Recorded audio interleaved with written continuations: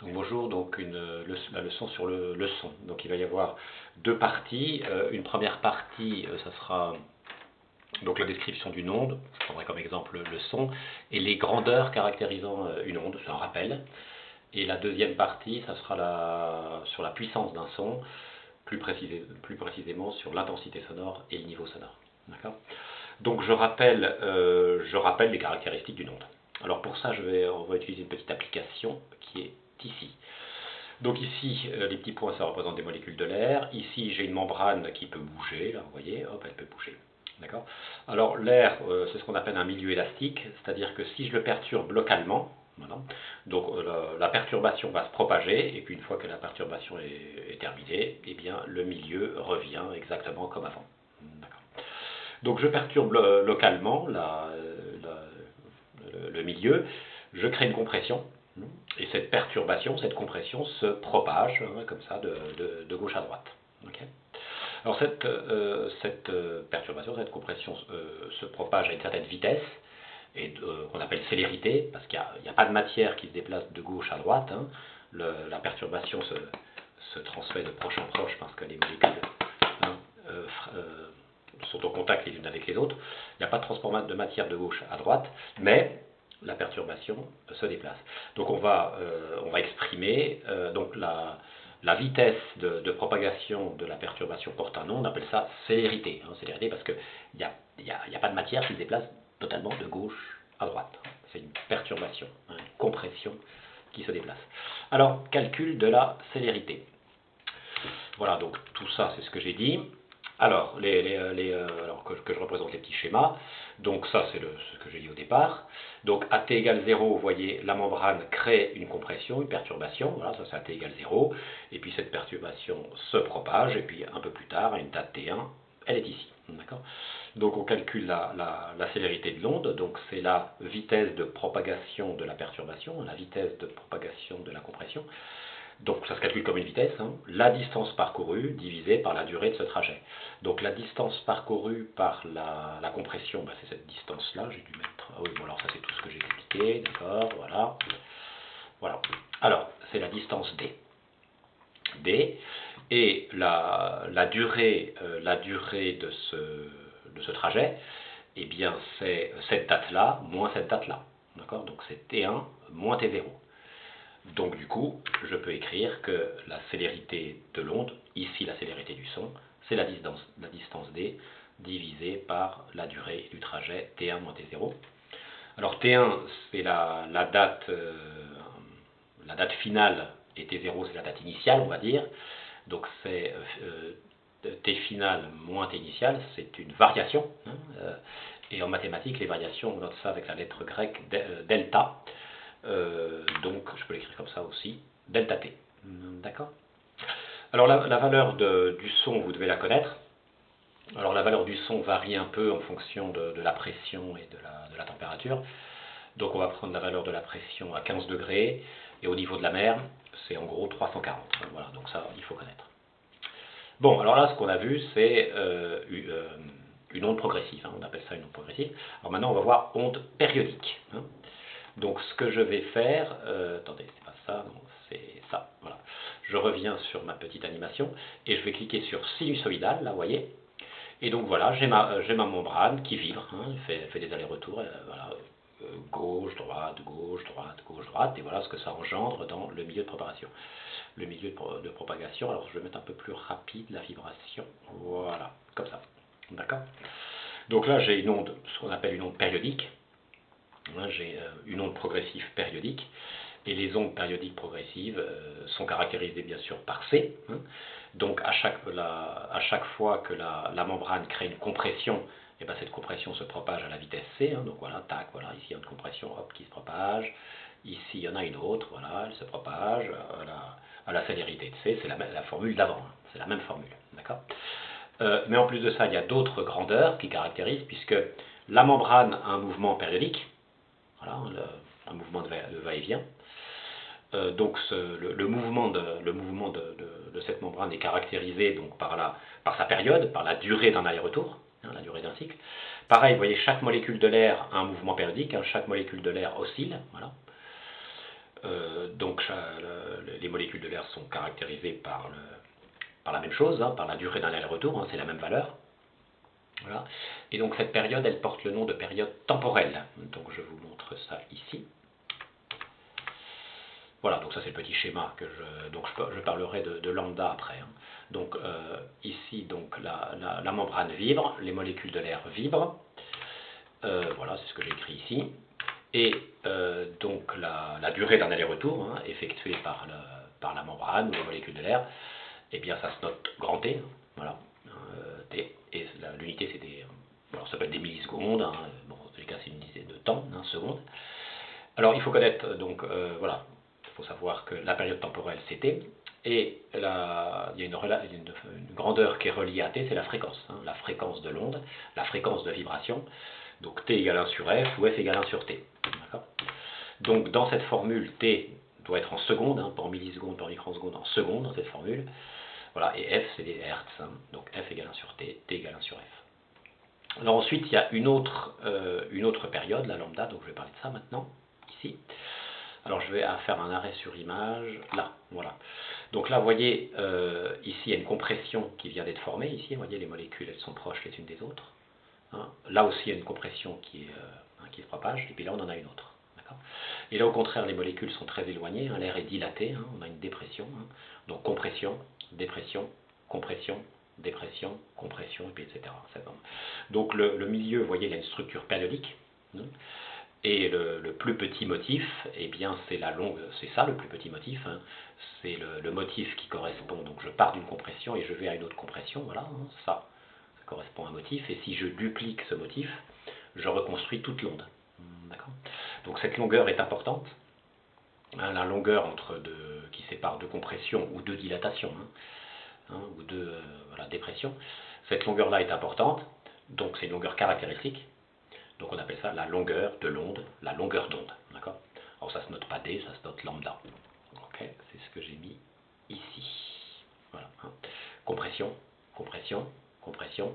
Voilà, donc la structure périodique et la durée, la longueur caractéristique, hein, c'est entre deux compressions ou deux dilatations.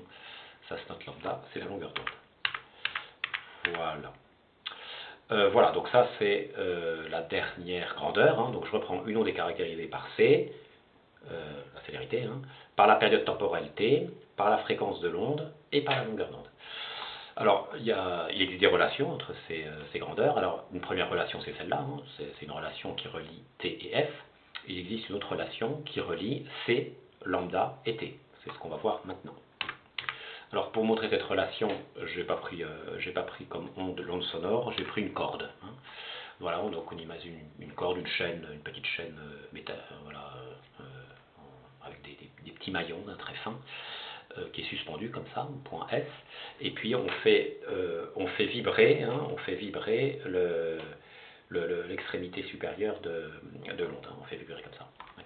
Et donc en faisant vibrer, il va y avoir une onde qui va se propager, hein, de haut en bas.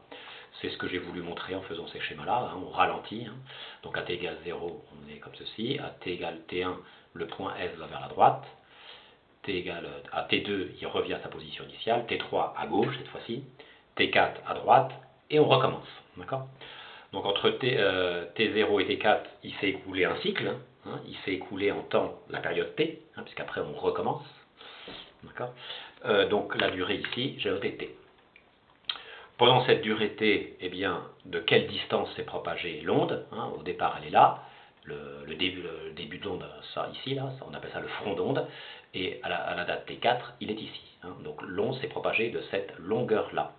Donc cette longueur-là, bah, c'est une longueur caractéristique, hein, c'est la longueur d'onde, hein, c'est la longueur correspondant à un motif. Voilà, hein, si on duplique ce motif, on a toute l'onde, donc ça c'est lambda. Donc pour calculer la célérité, ben, c'est assez simple, hein, la célérité c'est la distance parcourue par le front d'onde, hein, par l'onde, divisée par la durée correspondante. Donc dans notre cas, l'onde a parcouru la distance lambda pendant la durée t. Donc du coup, la formule, elle est simple, c'est C égale lambda sur t. Alors les unités, C mètres par seconde, lambda mètre, t seconde. Alors cette formule, il faut la connaître, hein, avec les unités. Alors il faut aussi la connaître un peu différemment, parce que souvent vous avez la fréquence. Donc là, donc on a lambda au numérateur, hein, T au dénominateur, mais on peut dire qu'on a 1 sur T, hein, et 1 sur T c'est F. Donc il faut connaître la formule aussi avec C lambda et F qui fait C égale lambda F. Voilà.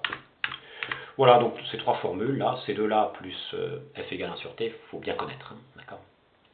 Donc voilà, ça c'est pour le rappel sur les ondes. Alors maintenant je vais parler de la puissance sonore, donc particulièrement l'intensité sonore et le niveau sonore. Hein. C'est lié à la puissance. Hein. Alors je vais définir l'intensité sonore, hein, ce qu'est l'intensité sonore. Donc là j'ai un haut-parleur hein, qui émet une onde. Donc ici j'ai une compression, une dépression, compression, hein, c'est ce que je vous ai montré juste avant. Et donc je vais considérer ce domaine-là, voilà, ce domaine-là. Et donc dans ce domaine-là, dans ce volume-là, il y a une certaine puissance, hein, l'onde sonore a une certaine puissance. Alors comment on calcule la puissance d'une onde? Alors c'est pas au programme, hein, mais schématiquement l'idée c'est donc toutes les molécules vibrent, donc toutes les molécules ont une certaine énergie cinétique, donc on fait la somme de toutes les énergies de vibration des ondes par seconde, et ça donne la puissance. Hein. Donc plus la vibration est importante, plus la puissance sonore sera importante. Donc bref, donc ici, dans ce volume-là, il y a une certaine puissance acoustique. Et il y a quelqu'un qui écoute, voilà, il y a une oreille qui écoute, et cette personne donc reçoit l'onde sur son tympan. Hein, reçoit l'onde sur son tympan. Donc comment est définie l'intensité sonore qu'il reçoit?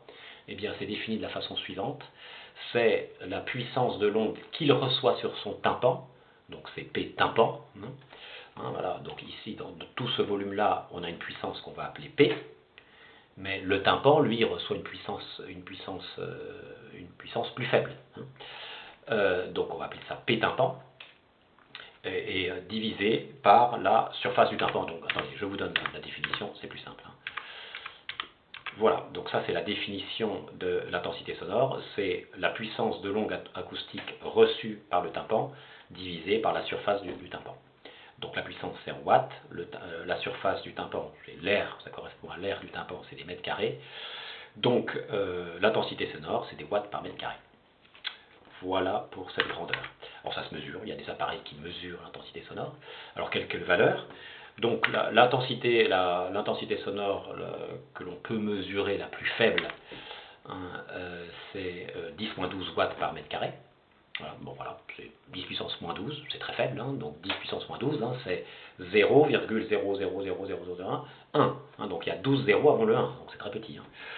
Et la puissance la plus grande pour l'oreille humaine, donc à cette puissance-là,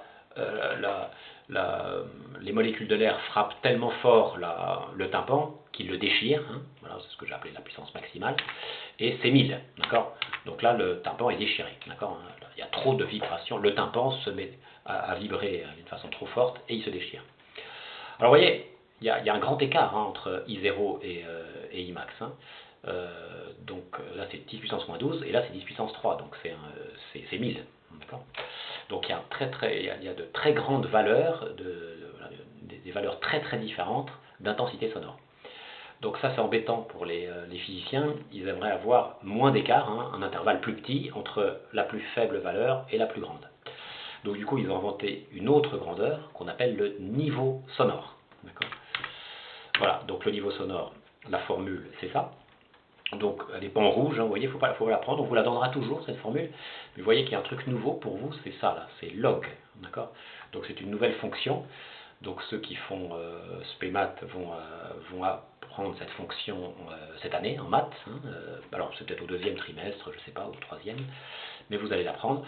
Mais bon, on en a besoin en physique, donc voilà, je vais donner les rudiments de cette fonction parce qu'on en a besoin en physique. Alors la fonction log, donc vous avez sur votre calculatrice, vous avez deux touches log, vous avez celle-là, LOG, hein, c'est le log décimal, et puis LN, c'est le log népérien, donc nous c'est le log décimal, hein, LOG qu'on va utiliser, d'accord. Alors I, bah, c'est l'intensité sonore étudiée, hein. I0 c'est l'intensité sonore, on l'a vu c'est celui-là, et L, on appelle ça le niveau sonore non étudié. Alors I, on a dit en watts par mètre carré, et L, on a dit en décibels. D'accord. ah oui, excusez-moi. Donc L, c'est une nouvelle grandeur qu'on appelle niveau sonore, et l'unité, c'est les décibels. Voilà. Voilà, c'est ce que j'ai mis ici. Alors, ce qu'on va faire, on va calculer les niveaux sonores, le niveau sonore minimal et le niveau sonore maximal pour l'oreille humaine. Hein, d'accord. Alors, les niveaux sonores minimal, donc, le niveau sonore, donc I, donc dans ce cas-là, l'intensité sonore est égale à I0. Donc, j'ai log de I0 sur I0. D'accord. Donc voilà, c'est ce que je mets ici. Donc I0 sur I0, ça fait 1. Et log de 1, hein, alors si on tape log de 1, vous prenez votre calculatrice, vous faites log de 1, tac, tac, voilà, égal. Donc voilà, log de 1, vous voyez, log de 1, ça fait 0. D'accord, hein. Alors voilà comment j'ai mis, moi, bon, j'ai mis 10 moins 12 sur 10 moins 12, bref, ça fait 0 dB. D'accord. Alors maintenant, Lmax, hein, donc Imax c'est égal à 1000, donc je vais mettre 1000 ici, d'accord, hein. Voilà, c'est ce que je fais ici. Et bien si vous faites log, ouvrez la parenthèse, 1000 divisé par 10 moins 12, et bien vous trouvez 150 décibels. Donc pour les physiciens, ça c'est mieux parce que le son le moins puissant c'est 0 décibels et le son le plus puissant c'est 150. Voilà, donc l'intervalle est beaucoup plus petit que là. D'accord. Et donc là, destruction du tympan aussi, hein, à 150 décibels. Okay. L'effet produit est le même que pour l'intensité. Alors maintenant, je fais un peu de maths. Voilà, alors je l'ai mis en rouge. Donc les propriétés de la fonction logarithme, il va falloir les connaître. Alors donc il y a 5 relations je crois à connaître. Alors je vais en justifier 2 avec la calculatrice. Et après vous le ferez tout seul hein, chez vous si vous voulez justifier. Hein. Alors, première propriété. Log de A fois B est égal à log de A plus log de B. Donc pour montrer ça, parce que je vais prendre la calculatrice, je vais prendre A égale 2 par exemple, puis B égale 3. Donc log de 2 fois 3. Donc je prends calculatrice, log, ouvrez la parenthèse, 2 fois 3, tac, égale. Voilà ce qu'on obtient. Donc log de 2 fois 3, ça fait en gros 0,77. D'accord, ça c'est à gauche. Et maintenant je vais faire log de A plus log de B, donc log de 2 plus log de 3. Alors log de 2, fermez la parenthèse, plus log de 3, fermez la parenthèse, égale 0,77. D'accord. Donc voilà, c'est vrai. Hein. Allez, je fais la deuxième. Hein. Log de A puissance n est égal à n log de A. Donc je vais prendre A égale 2, puis n égale 4, mettons. Donc log de 2, alors fonction puissance, n, alors 4, hein, tac, tac, alors attendez, hop, voilà, égal. Donc on trouve 1,2, d'accord, 1,2, d'accord. Et donc maintenant je vais faire n log de A, c'est-à-dire 4 fois log de 2.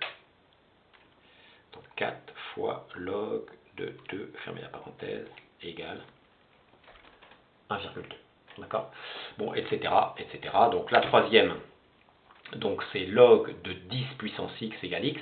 Alors, la fonction 10 puissance, c'est la fonction inverse de la fonction log. Elle est juste au-dessus, là. Vous voyez, voilà, qui est écrit ici. Hein. Donc il faut faire seconde log, hein, ici. D'accord. Hein, sur le même bouton que log, c'est la fonction inverse. Donc log de 10 puissance x égale x.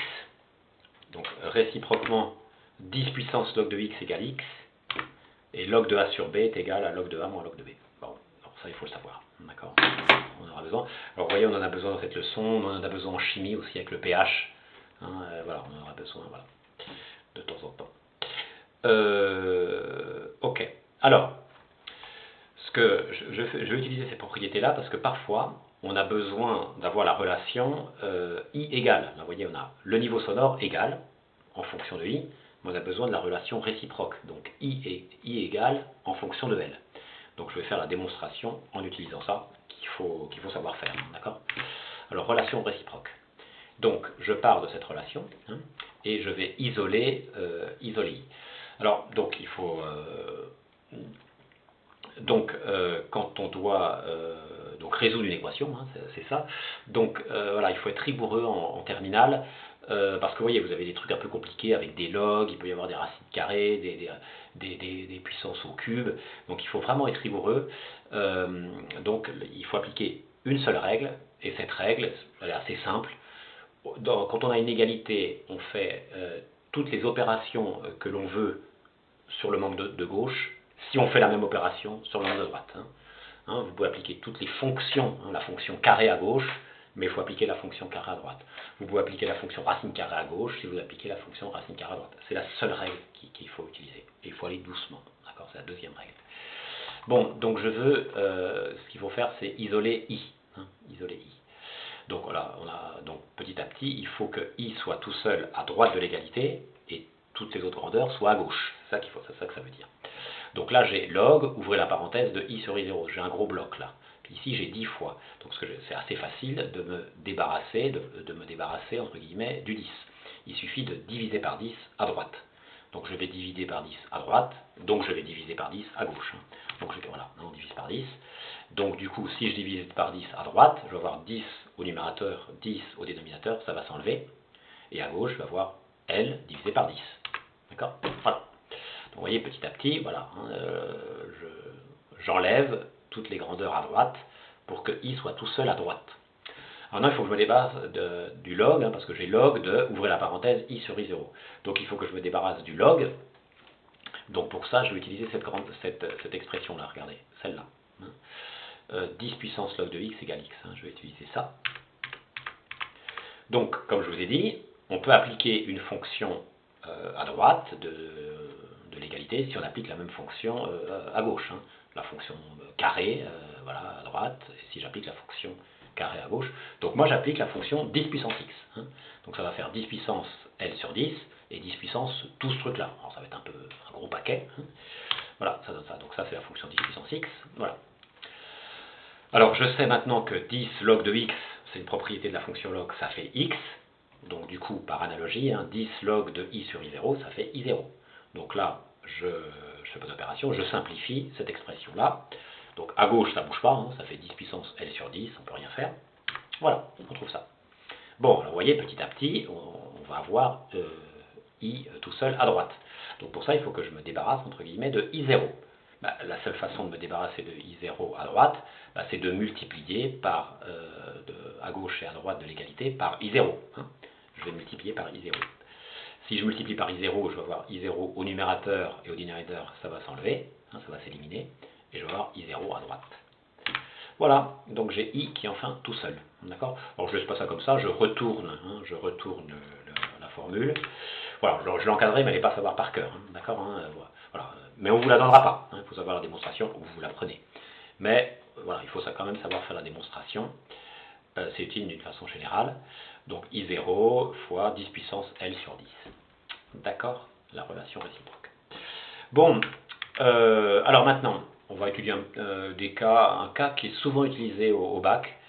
Au bac, on étudie des problèmes avec plusieurs sources sonores.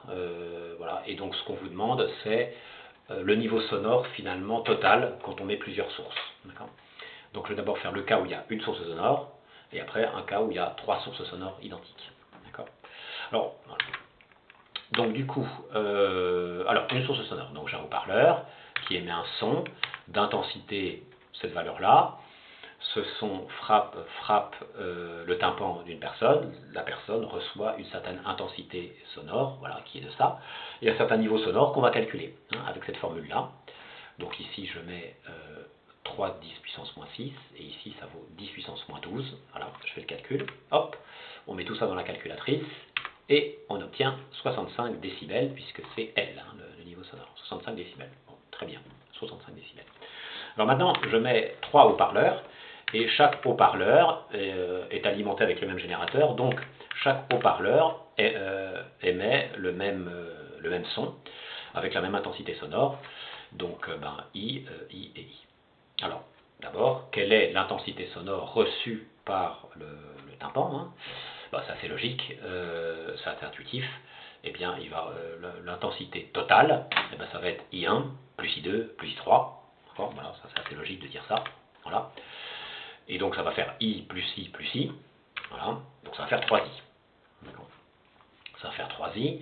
Donc 3I, ça va faire 3 fois ça. Et donc ça va faire 3 fois ça. Bon, ça c'est intuitif. D'accord? Alors maintenant, quel est le niveau sonore total? Eh bien le niveau sonore total, on va appliquer cette formule-là. On va mettre L tot, est égal à I tot, voilà, sur I0. On applique cette formule-là.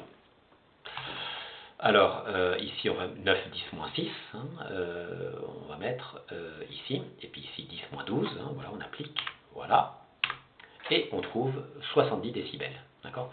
Donc on ne trouve pas, parce que finalement on aurait pu se dire, puisque il y a 3 fois plus de son, eh bien le niveau sonore est 3 fois plus grand, donc 3 fois 65. Non, puisqu'on trouve 70 décibels. Donc là, c'est un espèce de piège, il faut faire attention. Les intensités sonores s'ajoutent, mais pas les niveaux sonores. Donc vous voyez, quand on passe d'un son à 65 décibels, de 65 décibels à 70 décibels, donc 5 décibels de plus, le son est 3 fois plus fort.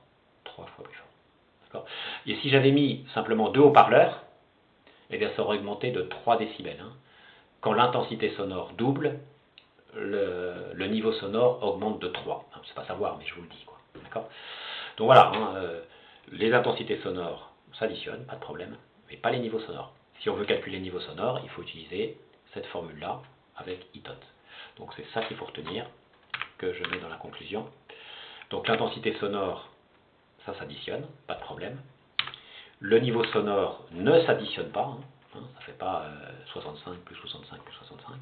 Mais si on veut calculer L tot, il faut utiliser la formule avec I tot. L tot égale 10 puissance log de I tot sur I0. Voilà comment on fait. D'accord. On calcule d'abord I tot et ensuite cette formule-là.